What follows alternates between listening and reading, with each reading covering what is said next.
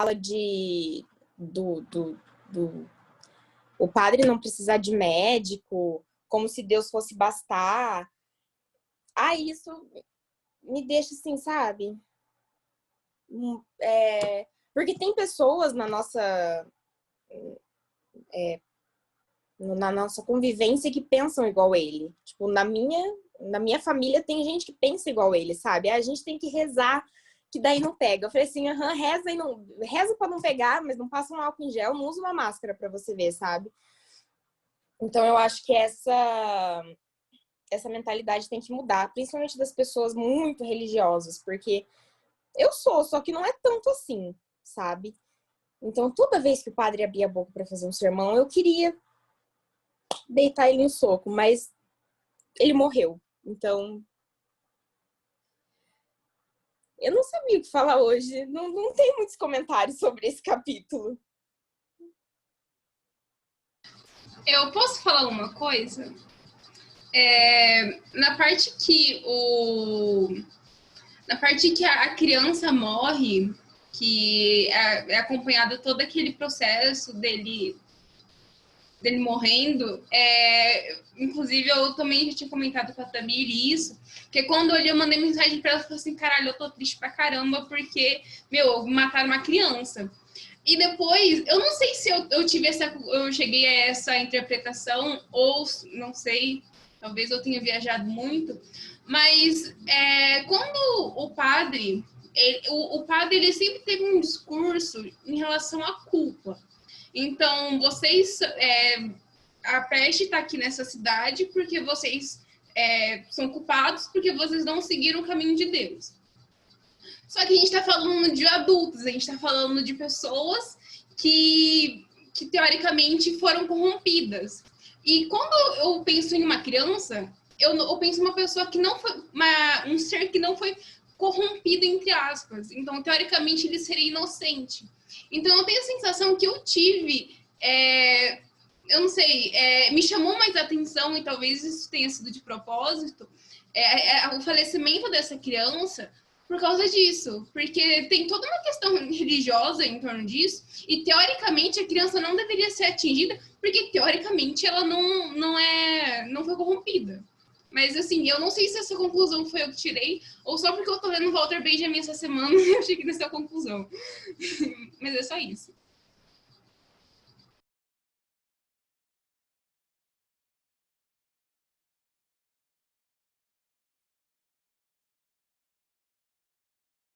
A gente tem que ter uma oportunidade para vocês falarem primeiro. Duro que minha internet falhou aqui, eu ouvi um pico super picotado que a Isabela falou agora. Você quer que eu repita, Fernando? Se puder repetir, seria bom, porque eu ouvi muito pouco do que você falou. Tá. Em toda essa quarta parte do livro, uma das coisas que mais me chamou a atenção foi a parte em que a criança morre. Que, inclusive, eu tinha comentado com a Tamile sobre isso e tal, que eu falei, nossa, isso realmente foi muito triste. E o que me chamou a atenção é que, praticamente o livro inteiro, o discurso das pessoas, principalmente do padre, é aquele discurso de a peste está aqui nessa cidade porque vocês não seguiram o caminho de Deus, então logo isso aqui é uma punição. Só que isso é uma questão relacionada a pessoas adultas, sabe? Pessoas que foram corrompidas com o tempo e que não seguiram o caminho de Deus.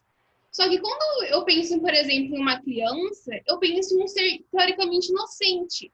Então, ela não deveria ser atingida pela peste, visto que ela não foi corrompida e ela não seria merecedora dessa peste. Agora não sei se eu cheguei nessa conclusão porque eu li Walter Benjamin ou porque, assim, né? Não, seria interessante, porque não é muito comum se discutir essa parte da religiosa, a interferência religiosa exatamente no Zola, no Camus. Mas é uma discussão interessante se abrir, sim. Antes de falar qualquer coisa, vou deixar aberto aí também. Eu continuo? Se você quiser continuar, mas também o pessoal fica à vontade para opinar sobre isso, é uma boa discussão.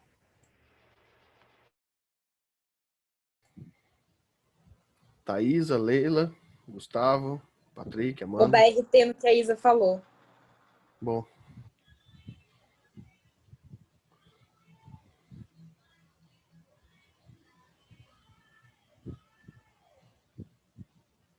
Cadê o pessoal, gente?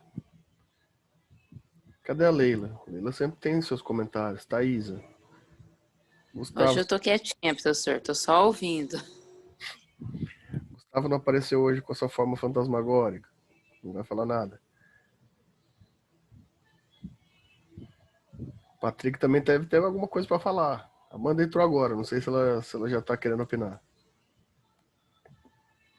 E a Beatriz Franco da Rocha, que apareceu hoje de surpresa aqui. Tem alguma coisa a falar?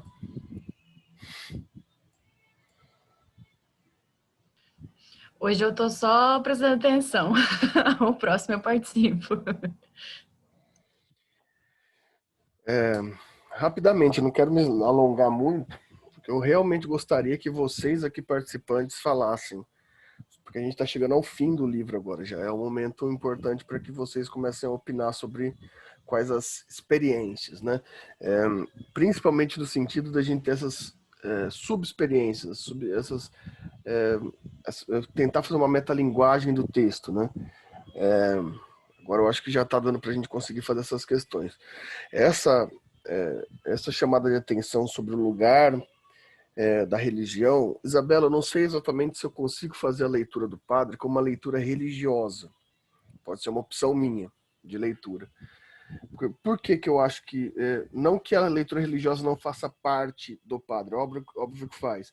Como a Tamile falou, ela até se incomodava com a fé da pessoa no padre. Mas como eu vejo, como a peste, ela é essencialmente uma alegoria, me parece que chamar atenção para o padre, para a figura do padre, me parece um pouco uma alegoria geral mesmo, porque não sei se vocês percebem, a gente já discutiu isso desde a primeira reunião. As pessoas, a personificação da peste, toda pessoa na peste, me parece ser uma representação específica de algo, uma alegoria de algo. E me parece bem óbvia a alegoria do padre, que é uma alegoria da moral social diante da situação, né? O padre ele chega no sermão diante da situação. E, inclusive, a gente está chegando no ápice do caos, né? E no ápice do caos, me parece que a moral morre. A moral morre junto com qualquer outra coisa. Eu não sei se o Camus tem necessariamente uma crítica à estrutura religiosa, né? Me parece que é bem serena a forma como ele encara o padre, apesar de tudo. Mas se a gente for ver o que talvez significaria essa imagem, ou seja, como a ascensão de uma moralidade não no sentido não no sentido de moralismo, mas de experiência moral social, como que ela tem uma cadência, ou seja, ela é adormecida no começo, ou seja, durante todo o tempo ela é adormecida, neutra, enquanto ela é útil. Durante a dificuldade, ela começa a se projetar mais fortemente. Eu não tinha pensado na imagem da criança, né? Porque daí sim pode ser de fato uma influência do Benjamin, não sei, na sua leitura, mas pode acontecer também, porque diante da moral não existe inocência ou não inocência. Talvez isso seja uma chave de leitura também. De fato, na religião, no ponto de vista religioso, a criança não seria culpada. Mas do ponto de vista da moral, da legislação moral, da experiência moral, não tem inocência ou não inocência do ponto de vista moral. Do ponto de vista moral, uma regrabilidade, é uma normatividade que encara qualquer pessoa. Então pode ser, não tinha pensado nessa perspectiva, mas pode ter alguma coisa a ver sim. Mas, ao mesmo tempo, assim como todas as outras figuras até então, a moral também morre, no fim, no ápice da desgraça. Ou seja, me parece que as questões vão ficando cada vez mais animalescas, mais naturalísticas. Agora vocês podem falar. Fernando, pegando o gancho da sua fala, temos que lembrar que a criança é filha do juiz, que é a figura, né, ali do direito na história, e que a criança, ela sofreu por vários dias, né, porque ela responde temporariamente à vacina, tá? Mas o corpo acaba por sucumbir. Até o Tahu, junto com o médico, não seria melhor ela não ter morrido antes, né? Acho que foi o jornalista. O jornalista, não seria melhor ela ter morrido antes, porque ela sofreu tanto. E a criança, eu acho que tem uma figura de inocência ali. Mesmo que você fale assim, ela não é. Mas por ser o filho do juiz, por não ter nada a ver, eu acho que ali tem uma alegoria um pouco de a morte da inocência, mais ou menos. Essa foi a minha percepção. Tá? Ademais, já que a gente já vai terminar o livro mesmo, vamos dar o spoiler final mesmo. Pessoal, a peste é superada, tá? A cidade volta ao que era, tá? Que bom, né? Que bom. Todo mundo deveria ter lido já, né? Tá me dando desculpa que tá fazendo meu trabalho, porra.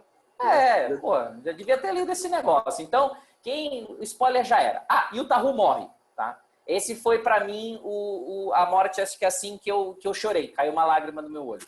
Tá? E a morte do Tahu foi muito significativa pra mim. Foi muito significativa por quê? Porque era o cara que fazia tudo certo. Era o cara que queria, sabe, se livrar das amarras, dos laços sanguíneos. Ele não queria, sabe, que o pai, se não me engano, era juiz também, não era? Era um cara que poderia ter dado para ele um futuro, mas ele quis batalhar por conta própria. E a morte dele foi muito significativa, né? A morte dele foi uma coisa assim que, pela primeira vez, a morte de um personagem me tocou num livro. Tá?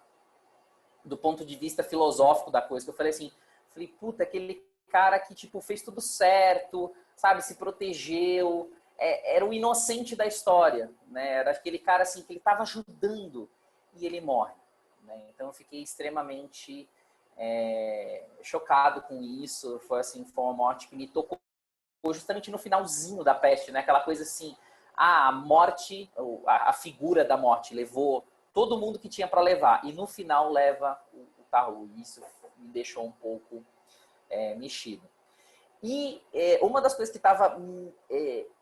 eu queria saber, eu tinha suspeita, mas eu não sabia, só vai descobrir mesmo quem lê o final do livro, quem é o narrador onipresente. Porque o livro inteiro, ele dá a brecha para você interpretar vários narradores. Só que tem um narrador principal e eu queria saber, ele é um narrador... onipresente, ou ele é um narrador que de fato participa da história, né? Aquele narrador onisciente.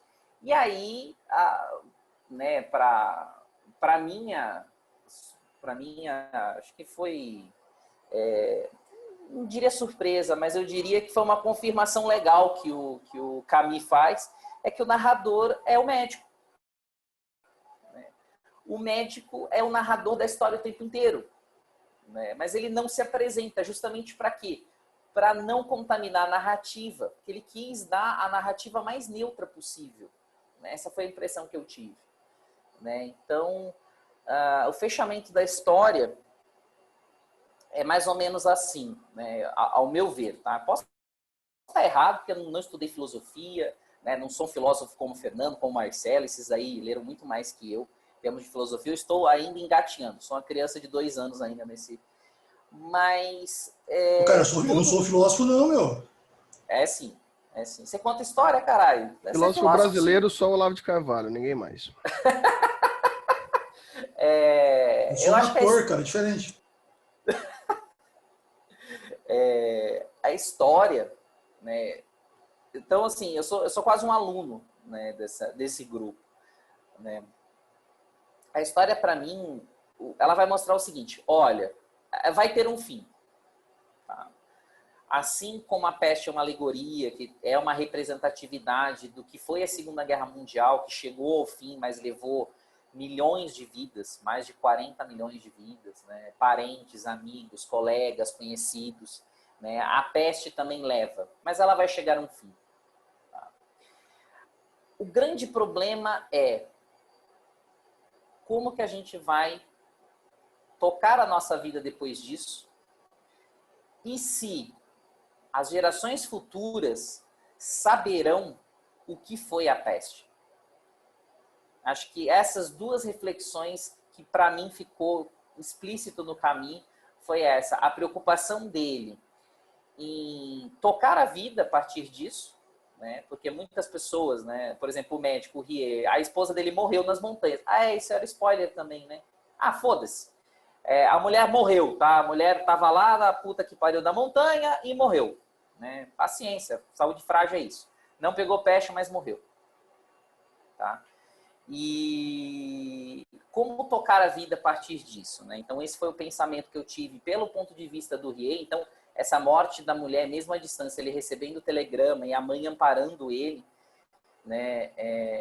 Foi um negócio assim que eu falei, puta, como é que esse cara vai tocar a vida, né? E aí eu penso, como nós tocaremos nossas vidas pós-pandemia, né? Essa reflexão está sendo muito ver o livro e ver a realidade.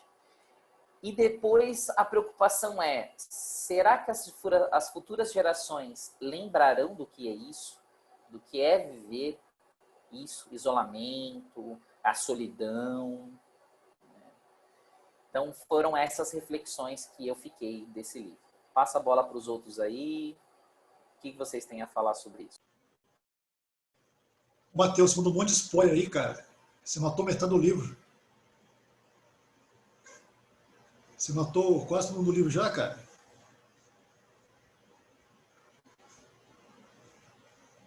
Mas assim, mas é legal. Apesar do Matheus ter contado das mortes todas aí, matar quase todo mundo, legal você ter dito isso aí, Matheus. Com relação ao que fica para depois, né? O próprio Camilo fala no livro lá que tudo que nós, os homens, vamos ganhar, né?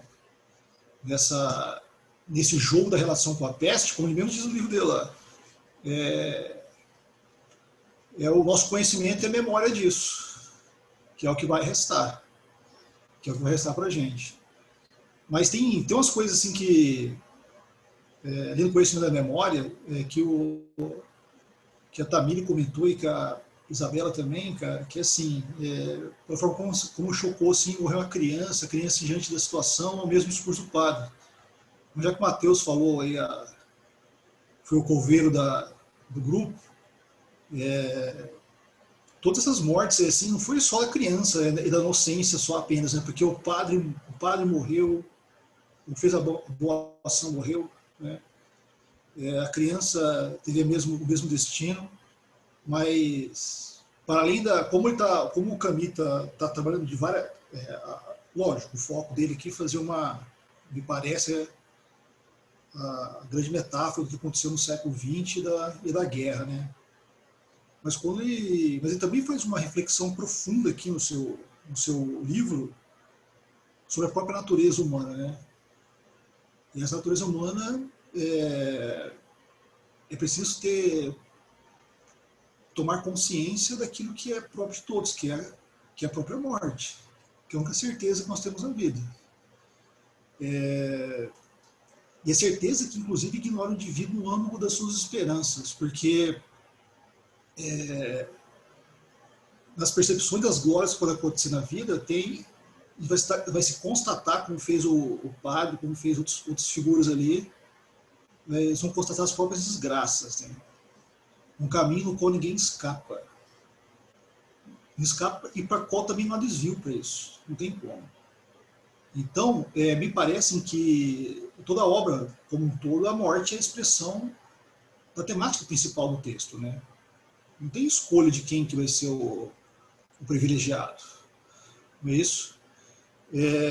Então, assim, isso é interessante, né? Porque ele, pelo menos para a leitura que eu faço, para a forma como eu li o livro na época, ele me fez pensar como que essa obra me permitiu, pelo menos para mim, né, na minha leitura lá, fazer justamente uma reflexão sobre o sofrimento humano, o sofrimento extremo, as possibilidades e as impossibilidades de poder viver o nosso cotidiano, a nossa história, a nossa vida, Isso do ponto de vista moral e social, inclusive. Né? Essa é a grande questão. Então, frente a uma realidade que é completamente desestruturante, avassaladora, tem o flagelo, a ruína, desgraça, infelicidade, a morte, no universo ali, naquela pequena sociedade que é Oran ali, né? Onde ocorreu o medo, o pânico. Então, isso ajuda a fazer o quê? Ajuda a pensar isso como fatores para a gente possa refletir e pensar justamente nos próprios comportamentos e os valores humanos. Então, vale muito a pena pensar o livro nessa perspectiva também, né? E por isso que é importante, foi legal a Isabela e a Tamília colocar essas questões das figuras que morreram, figuras tão singulares e diferentes, né? Isso me faz lembrar, Marcelo, de uma figura, porque talvez isso que você esteja falando, que eu pegando um gancho aqui, que eu também vejo que existe uma certa apologia à resistência, mesmo que essa resistência seja a resistência da morte, né? Eu me lembro de um personagem que talvez a gente não tenha discutido tanto, discutimos um pouco, mas não tenha discutido tanto aqui, que é o Gran, né? Que é o Joseph Gran, o Parvo, né? Dá pra gente chamar ele de Parvo, assim, né?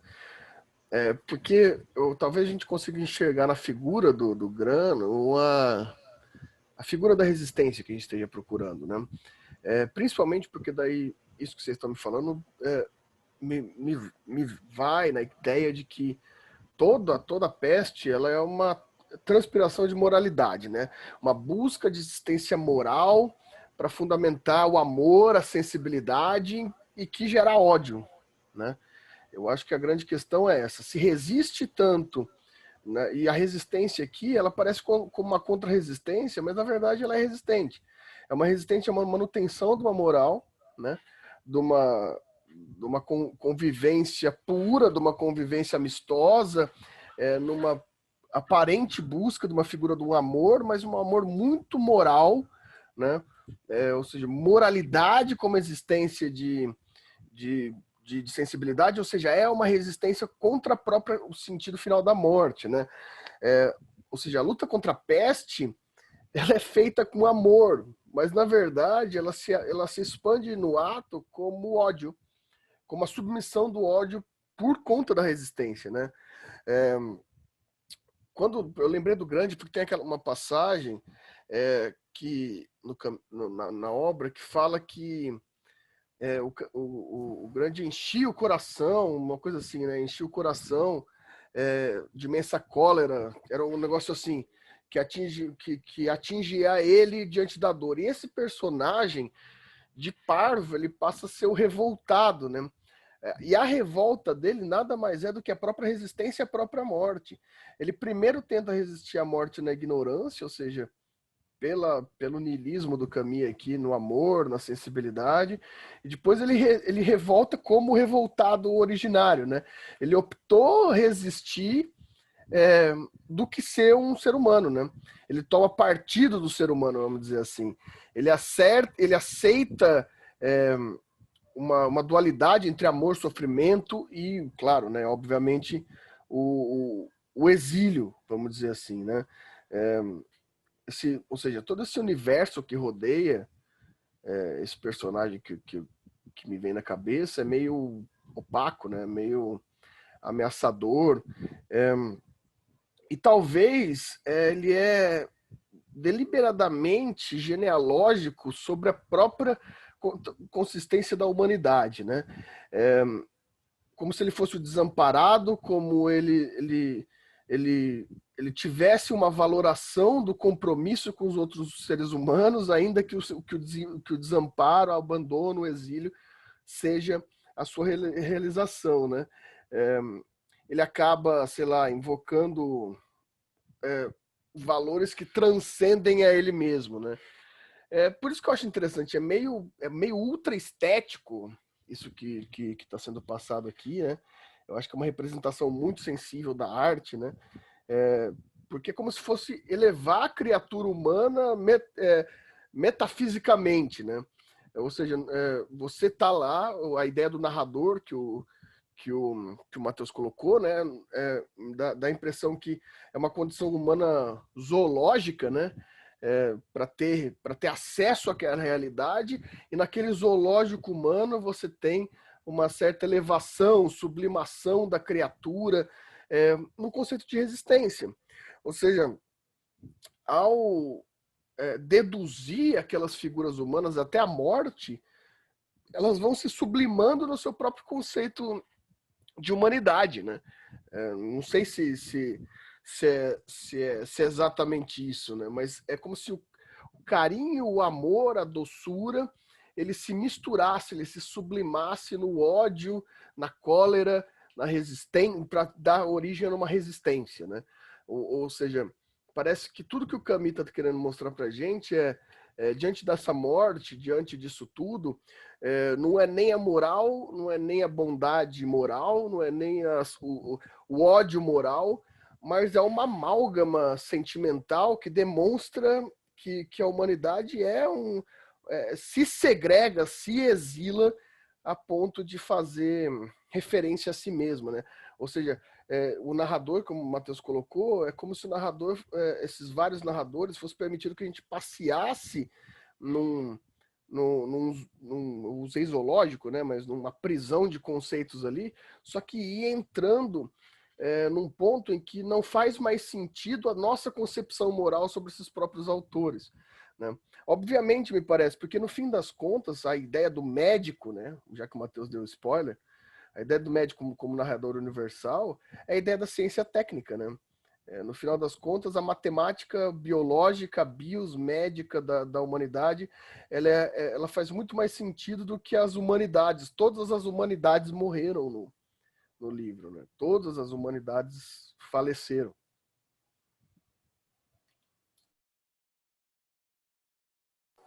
Tem uma cena, Fernando, que, desculpa pegar a palavra de novo, teve uma cena, uma passagem do livro, não uma cena, eu imagino, né? Eu olho o livro, eu fico imaginando. Teve uma passagem do livro que eu achei muito legal, que é quando o Riei e o Tahu, eles vão dar um mergulho no mar. Estava proibido, né? Só que como o Riei, ele tinha autorização, né, para passar as barreiras da cidade para chegar no mar, porque a cidade ela meio que nasce de costas para o mar, né? Então você precisa dar uma volta muito grande para você chegar no mar. E eles ali têm aquela... foi uma sensação assim de tipo... como se fosse uma esperança, né? Do Tahu com o Riei, uma coisa de... olha, tá assim, tá o caos, tá tudo desmoronando, mas a gente ainda consegue ter algumas pequenas alegrias no nosso dia a dia, né? E eu leio isso aqui no meio de uma pandemia, né? Eu falei, puta, ainda dá para ter algumas alegrias. Mas após isso, o Tahu morre, né?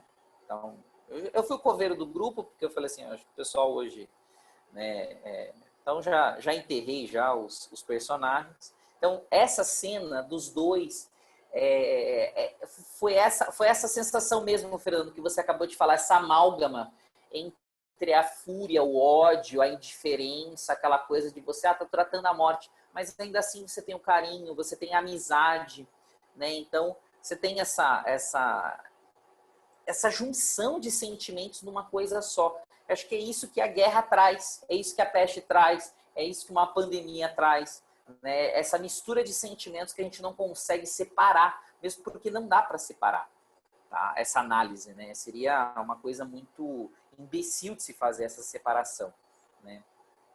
E também a cena do... Eu esqueci o nome do cara. É o cara que estava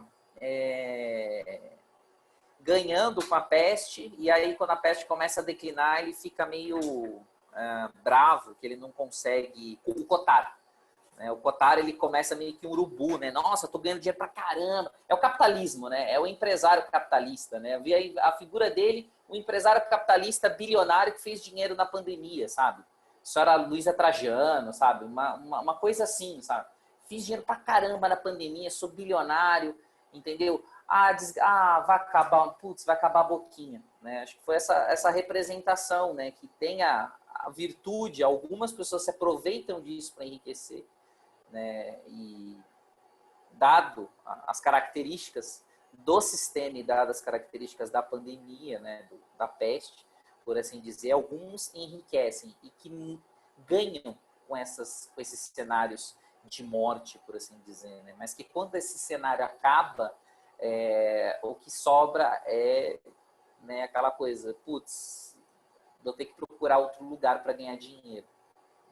Meio que o mercador de armas, né? Eu acho que é mais ou menos isso, o Senhor das Armas, né? Veio o filme na minha cabeça, o Senhor das Armas. Bom, era isso. Eu posso falar? Pode. Agora que o Matheus está falando, me veio uma coisa aqui na minha mente, porque assim, eu acho que não tem como não desvincular o que está acontecendo hoje pelo que aconteceu no livro A Peste. Só que quando o Camus, ele traz aspectos, situações lá específicas, de sentimentos bons, assim, bons entre muitas aspas, como, por exemplo, aquela cena do médico com o outro moço, que provavelmente é o que morreu. Eu sou péssima com nomes. Me parece que... inclusive, eu acho que foi uma coisa que o Fernando comentou no último encontro, que trazer esse tipo de sentimento de, ai, olha isso aqui como é bom, tipo, ai, olha como, por exemplo, aqui no Brasil, ai, nossa, olha como diminuiu a poluição em São Paulo, olha como isso melhorou na quarentena, olha, eu estou ganhando dinheiro na quarentena, é normalizar uma barbárie. Assim, a única coisa que eu consigo imaginar, sabe? Porque a partir do momento que uma pessoa fala pra mim, fala assim, não, a quarentena está sendo boa porque estou ganhando dinheiro. Tá, tipo, é um sentimento, é um acontecimento individual que a pessoa traz como se fosse, tipo, alguma coisa geral e que pra mim parece que, tipo, banaliza todo o sofrimento, todas aquelas mortes que tiveram com a peste por um sentimento bom. Eu não sei, me veio isso na cabeça agora. Talvez isso tenha ficado um pouco confuso. Talvez realmente deve ter ficado confuso.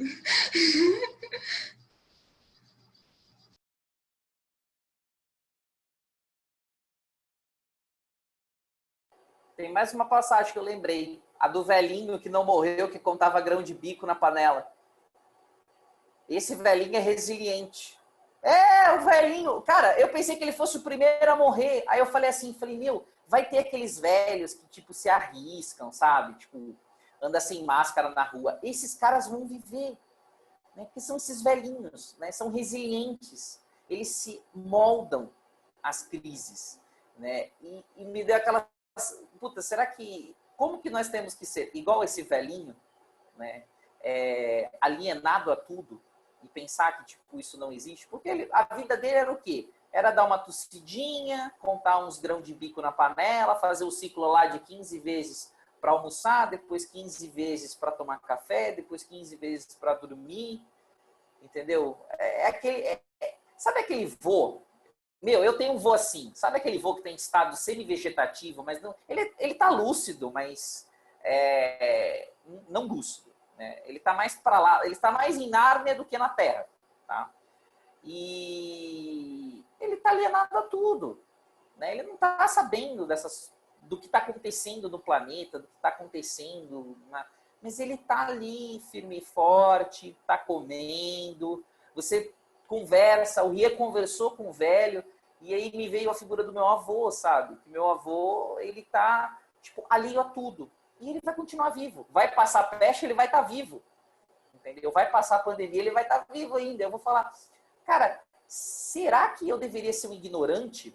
Né? Porque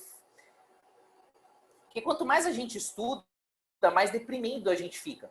Né? Quando eu comecei esse negócio de carreira científica, né, Fernando e Marcelo podem falar muito mais. Beatriz está fazendo assim com a cabeça, né? Tá quase dando os murros na tela do celular aí. Quanto mais você estuda, mais deprimido você fica. Porque você vê, cara, filha da putagem é o mundo, sabe? Desculpa o termo, mas sabe, que loucura é o mundo. né? Quanta injustiça, quanta desgraça, quanta morte em vão, né? Por quê? Porque o sistema é assim. O direito legitima esse sistema, né? Acho que o Fernando bateu isso, sei lá, desde a primeira vez que a gente fundou esse grupo em 2017, 2018. Essa coisa do direito, o direito legitima isso. E, caramba, que vontade de esmorrar esse direito. Se eu pudesse pegar aquela senhorinha com a balança na mão, pegava aquela balança, enfiava no olho dela. Já que ela é cega mesmo, vamos cortar ela de uma vez. Porque, meu, que desgraça. Legitimar um sistema desse, né?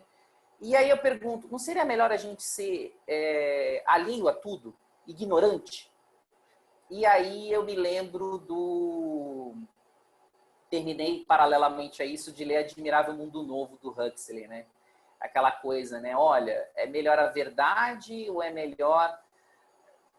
E aí eu falo assim, putz, será que eu estou no caminho certo? E aí eu falo assim, não, eu acho que eu estou no caminho certo. Eu acho que mesmo eu sofrendo por saber a verdade, eu prefiro não ter prazer e felicidade. Eu quero saber a verdade. Eu prefiro me isolar, eu prefiro sofrer sozinho, né? Igual o médico, né? A figura do médico, olha, ele sofreu sozinho. Né? Teve o apoio da mãe, tudo bem, mas ele sabia que muitas mortes iam acontecer. Ele tinha o conhecimento. Ele não estava alheio a tudo, mas mostra essa dualidade, né? Então, quanto mais conhecimento você tem, mais você vai sofrer. Mas saiba, você pode mudar o mundo, né? Você pode ajudar muitas pessoas. Tá? E eu acho que essa foi a mensagem que teve essa passagem do velho, que eu coloquei muito para mim nisso. Né? Eu tive essa sensação de o poder olhar. Falei, puta, eu estudei e tal, fiz muita coisa, estou sofrendo, né, por isso, porque a gente... o conhecimento dói, né? Uma merda, uma desgraça isso, mas faz parte. Mas ainda assim eu vejo a carinha de vocês, eu vejo a Beatriz, eu vejo a Isabela, eu vejo a Tamile, né? Eu vejo vocês alunos e falo assim, puta, ainda tem uma esperança, né? Eu acho que é isso, mesmo sendo uma droga, tudo tem uma esperança, né? Então é isso que eu pensei. O que vocês acham?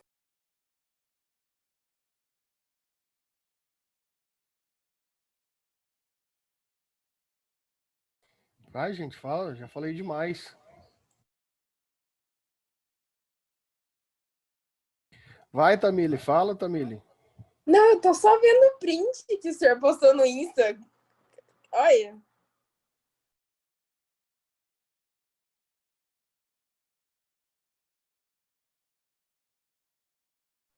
Faz outro, né, professor? Pra gente fazer uma pose. Não, Tô olhando pra baixo, coisa... tem que ser espontâneo.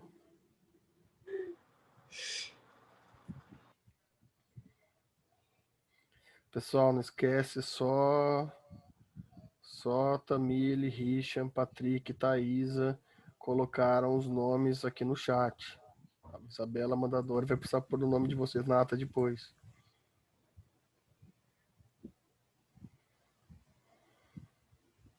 Professor, Pois não. depois da discussão do livro, vocês vão falar a respeito das coisas que a gente vai ver depois? Exato. Beleza, obrigada.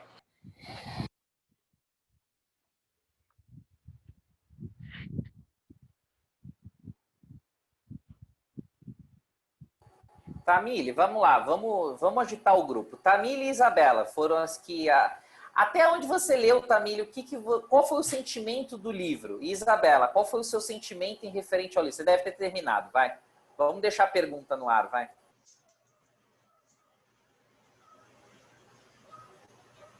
Desculpa, eu acho que eu acabei de ligar pro Fernando no Instagram. Por isso que eu estava nervosa. Você sabe que você tá fazendo uma chamada de vídeo no Instagram pra mim, né? Nesse momento. Eu admiro vocês conseguem fazer duas coisas ao mesmo tempo, cara. Como você consegue fazer isso? Se eu tirar aqui o meu olho da tela, aqui eu perco até a concentração, cara. Se eu já abrir um slide aqui, eu já não consigo nem ver nada. Se eu abrir um texto aqui, eu não consigo... Os caras conseguem ver o texto, o slide, o livro, a tela, o Instagram. Como é que vocês conseguem fazer isso, cara? São os millennials e a Gen Z, Marcelo. Você é de outra geração. Nem Eu faço sei, tudo, mas eu faço tudo ruim. Aqui eu tô escrevendo no celular prestando atenção. como é que vocês conseguem fazer isso? Eu só consigo abrir essa câmera aqui. Se eu tirar desse negócio que eu perco meu foco. Eu nem olho pro livro aqui pra não perder o foco. Eu tava pintando a unha também. Nossa, as pessoas fazem 10 coisas ao mesmo tempo. Não pode. Como esse povo consegue fazer isso? 50 coisas ao mesmo tempo. Falou alguma Mas o coisa, Matheus... Richard? Acho que o Richard falou alguma coisa. Eu só falei que eu não liguei a câmera porque eu tô numa refeição aqui, sabe? O Marcelo tá bebendo? O Marcelo tá bebendo cerveja uma hora dessa? Eu tô a caveirinha da Nada morte aqui, desse ó. calor aí nem divide, Marcelo. Eu tô aqui na água, que eu tomei 1 litro. Mas é sexta já, né? Eu partindo daqui já tô indo caçar o que fazer. É quarentena, Beatriz Fruto Rocha. Tô de olho em Ah, vocês, hein? eu tô saindo só na casa das pessoas, não vou Acabamos de lugar fazer uma público. reflexão aqui do Mas livro tô da saindo. peste. Da Eu peste, tô rolê tô falando já, da cara. peste e a Beatriz Fruto da Rocha querendo sair. Ai, Deus. Nossa, gente, vou falar pra você, viu? Não, mas isso aqui é água. Isso aqui é água gelada. Imagino que sim. Eu não bebo Ah, professor, pelo amor de Deus. Água. água. Só tomo água. Respeita, Marcelo. No calor, só tomo água.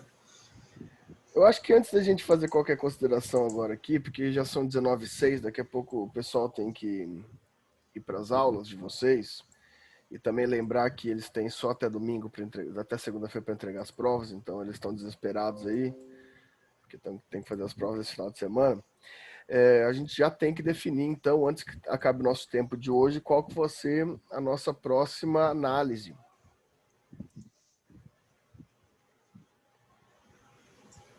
Nós tínhamos previamente pensado em assistir um filme e discutir um filme. Acho que o Matheus, né? Fazer uma nova proposta. A gente está em livro, né, desde 2018, seria talvez uma pequena mudança de paradigma um pouco mais rápido, né? A gente consegue discutir um filme em uma sessão. Para mudar um pouco um tema e também para poder incluir pessoas, né? Porque um filme, gente, é 2 horas que você vai perder da sua vida vendo. Depende do filme que você for ver, né, Matheus? Tá, 2, 3 horas, vai. Você tá falando lista de Schindler, tá bom. Vamos analisar a trilogia Senhor dos Anéis. Versão estendida. Ou se não, o universo de Star Wars. Eu quero Harry Potter, então. Muito jovem pra mim esse negócio de Harry Potter. Não... Eu Dá apoio pra analisar. Dá Harry pra Potter analisar o direito em Star Wars, tá? Eu vi muita coisa, viu, da analisar. Mas vocês gostam do Harry Potter? Eu gosto. Oxe, cada coisa. Marcelo, o pessoal nasceu em 99, 2000. Você acha o quê, meu? Respeita que eu sou 94. Esse Harry Potter, eu assisti no cinema o primeiro filme sem querer. Eu fui no cinema e tava falando, vou entrar aqui pra assistir um filme. Tava passando esse filme aí, cara. O Marcelo já tinha 42 anos na época. Ô, cara, você me respeita? Você me respeita porque eu estive na semana de estreia, no cinema, na semana de estreia de Terminator 2, cara. Você me respeita. Você fala com orgulho? E foi em 92, não foi? 91, rapaz. 92. Eu tinha 2 anos. Olha que maravilha. Eu tinha 3 anos, eu tinha. Ilegalmente, é claro, mas eu estava na semana de estreia desse filme. E aí, qual alguma sugestão? Porque vocês podem participar das sugestões também. Acho que, Leila, dá uma discussão 50 tons de cinza, né, sobre direito. Posso dar uma sugestão que eu acho que vai ser legal? 50 tons de direito civil. Isso pode ser na mesma. Posso dar uma sugestão que eu acho que vai ser legal? Não sei se vocês já chegaram a discutir isso. Sei que eu tô chegando agora, mas uma coisa que quando eu tava fazendo meu TCC, mexeu muito comigo o Holocausto brasileiro. Eu acho que é uma coisa legal pra gente discutir. Só que é um documentário. Não sei se é válido nessa situação. Mas é um documentário, a gente consegue discutir em 2 encontros. Nem isso. Eu apoio. Daí eu já pego o que a Eu gente... não apoio, Beatriz. A gente já pega eu do não negócio apoio, e faz o vídeo. o A trabalho... Camila conseguiu assistir 10 minutos de filme porque ela começou a passar mal. O que você tá falando aí, mulher? Porque Trabalha disso? temos aqui nessa sala alunos do terceiro ano que estão fazendo esse bimestre um trabalho sobre esse filme. Então não. Então não. Eu tô que no eu falei. quarto. Mas esse aqui, o Holocausto, Fernando, você cobra esse livro pro pessoal na sala? No quarto bimestre. Então, o livro documentário são muito bons. Então. Só que se o Fernando trabalha em sala, eu acho que não compensa, porque daí ficaria uma repetição daí, né? E daí Você já também... Não, é que eu não sabia, né? É porque você deve ter faltado na minha aula, porque eu dei na sua turma também, né, Beatriz Franco da Rocha? Não, você deu pro meu TCC. TCC? Tá bom. Você não passou na minha sala, você passou para eu ler pro meu TCC, como meu orientador. Entendi. Mas é muito legal esse documentário. É bom pra caramba. O livro é muito bom também. Daí já viu, né? O terceiro ano vai anotar aqui no grupo pra pegar... Não. fazer. Eu não conto pra ninguém. Esquece que eu falei, Daí você faz, né? Você não conta pra ninguém, mas faz também aqui no grupo, né, também. Não, é excelente. Certo seria alguma coisa que tenha acesso para todo mundo, né? Porque não adianta nada Então, pegar a primeira questão seria isso, né? Porque vocês aí que são pessoas modernas, né? Pelo menos tem que ter o link no torrent.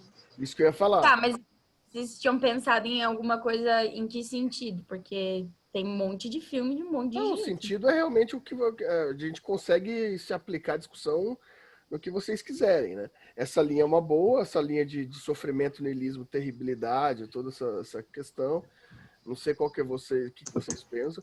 Quanto ao acesso, eu conto, por exemplo, com a Isabela, com a Tamília, que são pessoas que devem assistir série pirata, que devem assistir filme pirata. Sempre.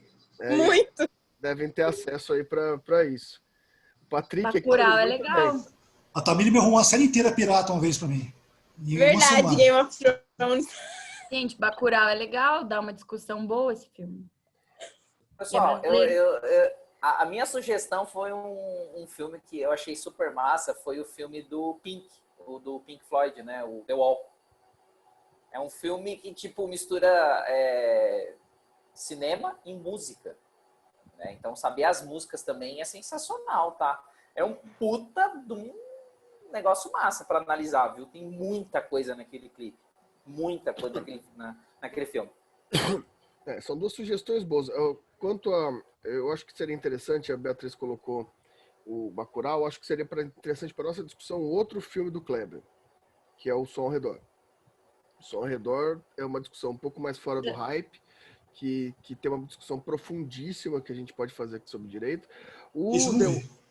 Então é interessante. O The Wall é um filme que trata de violência, um filme que trata sobre vários problemas psicológicos e violência. O tema da violência é muito bom. São dois filmes que dá pra gente analisar. Lembrando que a gente vai assistir um filme, é uma discussão por semana. Não é igual o livro que a gente passa várias reuniões discutindo o livro. Então a gente pode sair daqui já com 2 semanas preparadas, tá? Então por isso que eu falo para vocês sugerirem os temas aí. Eu acho que é legal esses dois. Esse que você Laranja falou, Mecânica? Laranja Mecânica também? Clássico. Bom filme. E aí? Deixa eu ver aqui quem que tá aqui. Leila. Vamos lá, pessoal. Leila, Patrick. Dica um filme, Patrick. Amanda. Gustavo. Fernando, O Som ao Redor é o nome do filme? O Som ao Redor. É um filme de matriz muito filosófica sobre direito, também de violência, no Kleber Mendonça Filho. O Bacurau é um excelente filme, é um dos melhores dele, mas só pra gente sair um pouco do óbvio, o Kleber tem esses outros 2 filmes. Ele tem o anterior, que ficou famoso também por conta de Cannes, né, que é o Aquarius, né, que também é desse sentido, e tem o anterior a Aquarius, que é um pouco mais underground, mas muito forte, que é o Som ao Redor.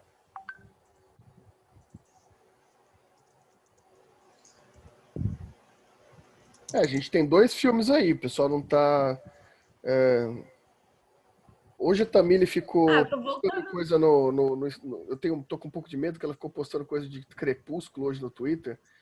Então eu fiquei meio receoso que ela indicasse isso. Fernando, um som ao redor tem na Netflix. Tem Netflix? Quem tiver Netflix Boa. já facilita. É que não sei se todo mundo tem Netflix aqui no grupo, né? Eu já mandei o link do Torrent também no grupo. Tá. Até agora a gente tem 3 filmes, né? Eu não quero indicar assim porque eu Diga. já indiquei várias coisas, então melhor se vocês indicarem. É que tanto Eu- que esse último livro- você indica Star Wars pra gente, né, Marcelo? Não, cara, viu como é que você é? Viu como é que você é violento? Não indicar história. Sabe, eu Tem que indicar Rock Balboa pra gente. Ah, esse que eu indicava, esse daí. Que coisa mais viosa, que é Rock ultraviolência. 4. O 4. Eu gosto de Rock 6, Rock 4. maior discurso motivacional da história do Ó, cinema. 4 eu fiquei triste no final, porque eu torci pro Ivan Drago e ele perdeu. Eu tenho aqui o short do Ivan Drago. Daí eu venho Tá aqui. vendo? Aí, você Então fala de vai mim, ficar- você fala de mim, você tem o short do Ivan Drago. Aí, tá vendo? Não, mas eu ia indicar um filme que é de terror, que saiu o ano passado. Bom, esse filme de terror é Que é bom. o Midsommar. Nossa, Não sei se ótimo. vocês assistiram. Excelente. Esse aí eu acho que esse seria legal pra assistir. Forte pra caramba. Ó, a gente tem até agora. Ó, o Matheus falou do Laranja Mecânica, que é excelente. E eu ainda, pela lógica de sair do óbvio dos autores, dos cineastas, na linha do Kubrick, uma discussão fortíssima, polêmica, pesada, desconfortável dentro de Kubrick pra gente fazer é Lolita. Né? Dentro de Stanley Kubrick. Né? Que também é baseado num livro e é bem desconfortável, é bem complicado a gente discutir. Então talvez a gente possa substituir Laranja Mecânica pela linha B do Kubrick, mais desconhecida, que é Lolita, mas tem que ter estômago para assistir. Como que o senhor tem a coragem, numa aula gravada, falar qualquer coisa do Kubrick é linha B? Não tem nada como, a ver, como, que, né? não, como que o senhor tem coragem de falar isso daí? Você tem noção do que você falou agora? Você tem ideia? Você tem noção que você falou que o Kubrick produziu um filme linha B, cara? Nem o Fly Padre é linha B, cara, que ele fez, cara. É verdade. Com menor orçamento, né? Antes de estar tão famoso, vamos dizer assim, né? Eu, por mim, discutia, como fala, como que chama? Barry Lyndon, 4 horas Nossa, de filme estético. Daí sim. Esse é belíssimo, em todos os sentidos. Todos os sentidos, mas não vou ser tão cruel com os nossos acadêmicos, né? Mas, a gente já tem. Tem a ideia do Matheus é boa do The Wall, porque é um filme bem acessível, bem. É musical, né? Não é um musical, né? É que eu falei musical, dá a impressão que vai ser Cats, né? Não é exatamente isso. Vai que é igual Mamma Mia. Não é Mamma Mia. É com o Bob Geldof, né? Um filme pesado. O Som ao Redor, o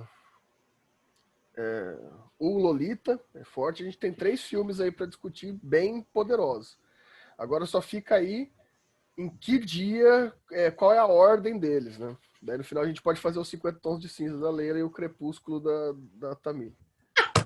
Eu também sou 50 tons de cinza, professora, eu já li tudo. Nossa. E o Harry Potter da Beatriz também. E o Harry Potter da Beatriz. O único Harry Potter que eu discuto é aquele que foi feito, aquele que ninguém gosta, que é o melhor, que foi feito pelo diretor lá, pelo Cuarón, né? Pelo Afonso Cuarón. É o Prisioneiro de Azkaban. É o único que... É o melhor. Que todo mundo gosta, fi. Você tá doido? É o único que vale a pena porque é do Afonso Cuarón. É o que todo mundo gosta. É o melhor de todos. Eu só Aqui, ó, eu quase não gosto. Vocês são tudo fã do Harry Potter, eu indico fazer leitura do Livros da Magia do Neil Gaiman. Exatamente, porque daí, infelizmente, vocês vão descobrir que a J.K. Rowling, além de ser homofóbica e transfóbica, também é plagiadora do livro do Neil Gaiman. Não, mas quem escreveu o livro Não, foi é a Emma Watson. Quem escreveu não foi a J.K. Rowling, foi a Emma Watson. Foi a A gente Watson? mudou. Ah, entendi. A gente mudou. Entendi. Foi a Emma com o Tom. Já foi cancelado. A gente já. mudou. A J.K. Rowling não existe mais. Histórico. Foi cancelado já. Eu tô criticando o Harry Potter, não. Só tô dizendo Eu tô. Não criticar, a gente tá criticando a J.K. Rowling mesmo. Eu também falo dela. Pô, Eu também falo. Tem não, né? No futuro, Não tem como defender, gente. no futuro, A gente tem que Marcelo, aceitar. depois que a gente acabar a nossa sequência de filmes, a gente pode trazer um Neil Gaiman aqui para ser lido. Daí o negócio vai Nossa. ficar pesado. Na Unifam trabalha o New Game com meus alunos uma aula, cara. Putz, da hora, Porque os legal, New Game caramba. trabalham com eles, cara. Legal, caramba. Eu vou guardar meu. Então, qual que é a ordem que vocês sugerem aí, Marcelo? Desses 3 aí, qual a ordem que você faz aí? Não, escolhem vocês aí. Pra mim, todos são excelentes, cara. Eu gosto de todos. Eu acho que qualquer um. Eu acho que a gente podia começar com o brasileiro. Brasileiro, com o João Cedor. É uma experiência. Eu só não vi. Esse é o que eu não vi. Esse Olha lá, é filme, legal. de fato, Geralmente, pouca gente vê esse filme. É um filme legal para se descobrir. Tá? Então, vamos começar por esse. Daí, na outra semana, a gente anima um pouco mais com o The Wall, que ele é mais animadinho, né? Tem que ver a data agora, né? Antes que o pessoal descubra, não sei se vocês sabem, mas o Roger Waters fala de política, tá? Porque tem um pessoal que estava meio desavisado no show dele no Brasil, que ficou meio surpreso que ele falava de política. Mandaram ele voltar a se preocupar só com a música. Mas Quem fala que rock não tem que falar de política não conhece nada da história do rock. Nada. Seria o dia 16, a próxima reunião? Cadê? 16. 16 Som ao Redor, 30 The Wall e 13... Qual que era o outro mesmo? Lolita. Vamos deixar o Lolita, que é mais pesado, por último. E quem vai fazer a reunião? Ou vai escolher alguém ou vai todo mundo? Eu acho que o filme todo mundo pode. Filme debater. todo mundo. Eu vou pedir sinceramente para que o pessoal em silêncio aí debata nas próximas, tá? A gente também quer vocês debatendo esse filme. É filme agora, filme dá uma discussão boa, tá? A gente vai praticamente numa montanha-russa. O Som ao Redor é bem depressivo, melancólico, The Wall é mais violento e Lolita é mais misândrico e misógino ao mesmo tempo. Né? Então a gente tem... Professor, essa semana não era pra gente estar tendo reunião, né? Era pra gente ter tido semana passada. Por que a gente não faz dia 9? Porque o filme vai ser uma coisa tranquila pra assistir. Pode ser. Que daí a gente tem mais tempo pra ter mais reuniões. Pode ser. O que vocês acham? Depende do resto do pessoal aí. Por mim, pode ser também livro... quer dizer, filme é mais tranquilo de assistir e mais rápido também. Pra mim, beleza. Beleza. Pra mim tá ótimo. Pode ser. Eu não tenho prova mesmo. Então a sequência é 9, 23 e 6. 9... É isso? Pode ser. 9, 23. E daí dá uma semaninha de respiro, né? Isso. 9, 23 do 10. 6 do 11. E 6 do 11. Isso. Beleza, então. Perfeito.